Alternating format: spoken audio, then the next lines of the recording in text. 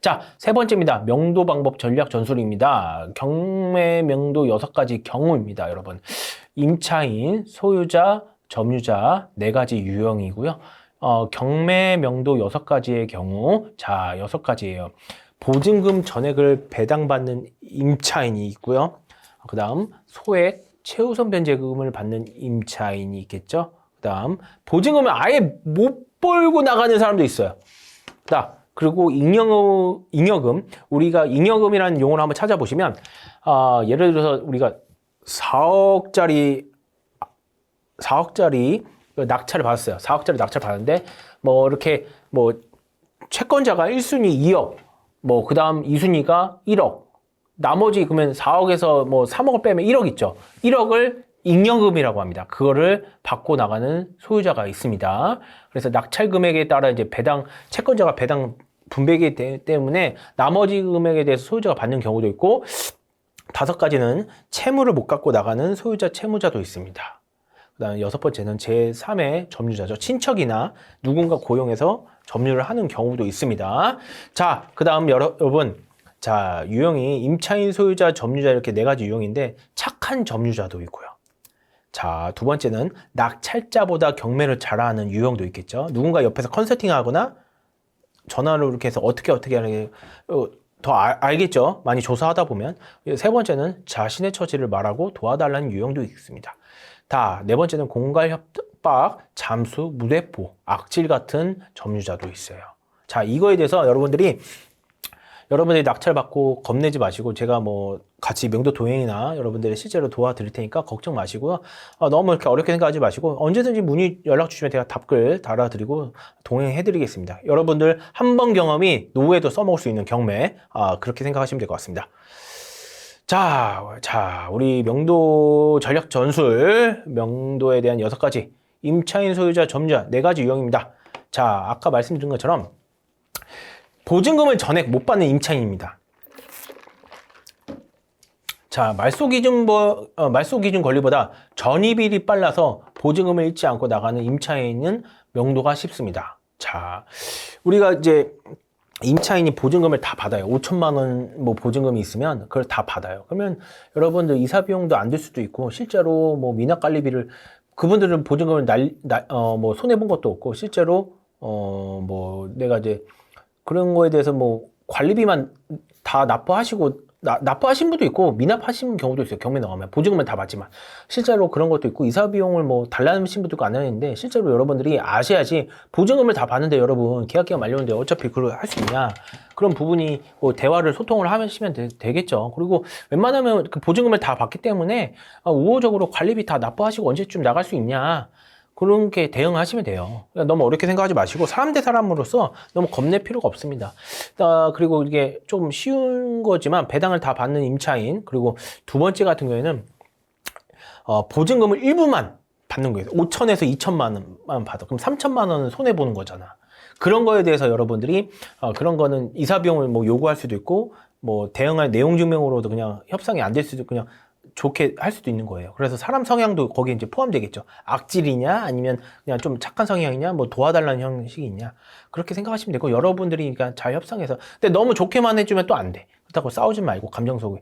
낙찰자는 보증금을 모두 받는 임차인, 뭐 선순위 임차인, 그런 경우도 또 다 틀리죠. 실제로 여러분들이 뭐 선순위 임차인 같은 경우에는 뭐 보증금을 다 회수하니까 낙찰 받고 뭐 이사 비용을 달라는 경우도 있고, 근데 여러분들이 뭐 그런 거에 대해서 실제로 뭐 요구를 할 때도 있고, 뭐 대응 뭐 안 줄 때도 있고, 다 틀립니다. 사람 성향마다.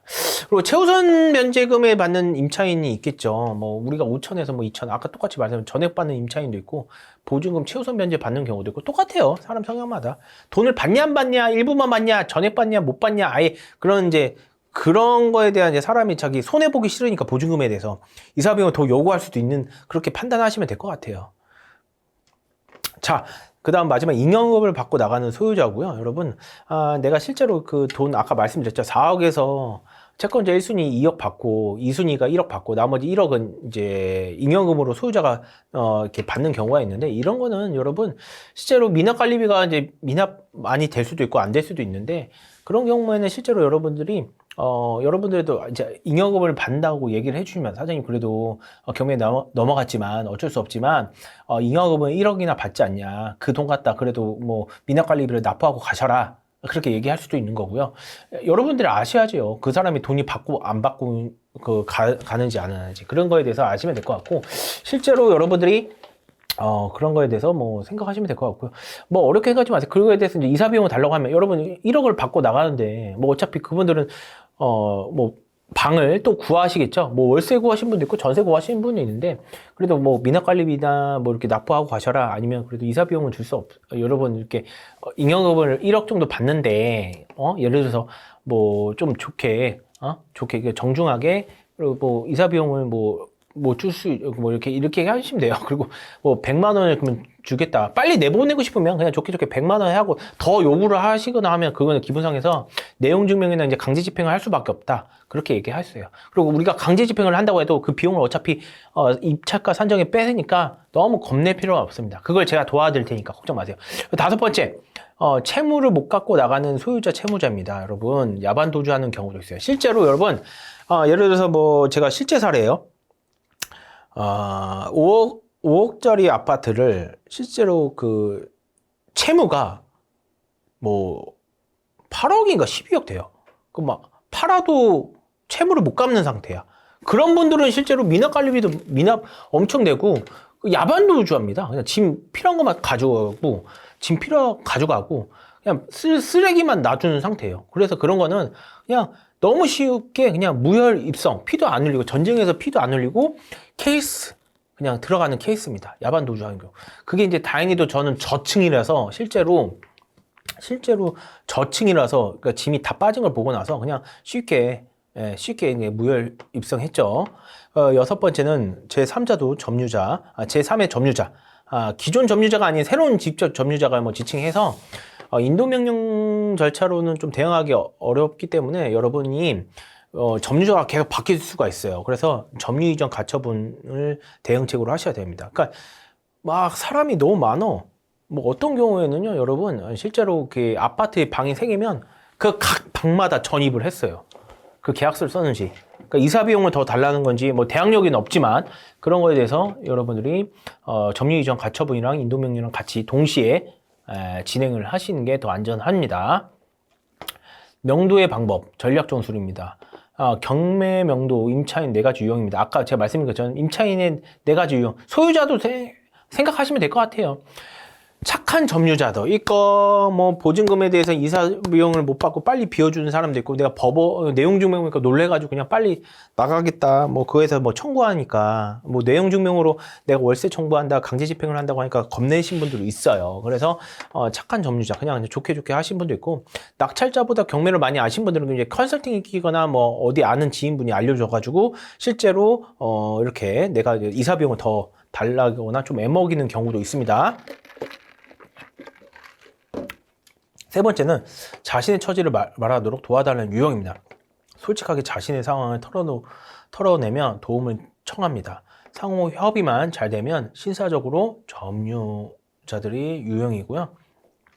그러니까 도와달라는 이유가 내가 이런 상황에서 뭐 집 구할 돈이 없다, 뭐 돈이 없다, 이사 비용을 더 달라 그런 경우도 있어요. 실제로. 근데 이제 좋게 얘기하는 거죠. 실제로 근데 돈이 있어도 없는 척하는 경우도 있고 실제로 이제 돈이 없는 경우도 있는데 여러분들이 잘 판단하셔서 뭐 어떤 데는 뭐 500달러 한 거를 350에 쇼부 보는 경우도 있고 제가 역으로 컨설팅으로 해서 점유자한테 이사 비용을 더 좀 많이 요구하는 경우도 있습니다. 저는 그러니까 경매를 실제로 이제 하는 경우도 있지만 역 컨설팅으로 이렇게 상담해주는 경우도 있어요. 그냥 전화 상담이죠. 뭐 그런 점유자들이 실제로 하는 경우도 있고 어떻게 할지 모르니까. 그리고 공갈 협박에 대한 잠수 무대포 경우도 있죠. 뭐 말이 안 통해요. 여러분들 뭐 말은 이때 뭐 오늘 날짜로 한 달 이내에 나겠다는데 말이 바뀌어. 말이 바뀌어. 그런 경우도 있어요. 여러분 그래서 이거는 돈으로 해결할 수가 뭐 안 되거나 하면 강제 집행밖에 없어요. 너무 그리고 말이 바뀌는 거였어요. 뭐 기숙사 지어지면 올라간다. 뭐 말을 그냥 그런 꿍꿍이가 있는 사람이 있죠. 그래서 최종적으로 여러분 경매는 강제 집행을 최후의 수단으로 두셔야 됩니다. 이해가시죠? 언제든지 연락 주시면 제가 여러분들에게 최선을 도와드리겠습니다. 저는 말보다 행동으로 여러분들 도와드릴게요. 자, 명도 확인서고 명도 소송 서식입니다. 명도 확인서입니다.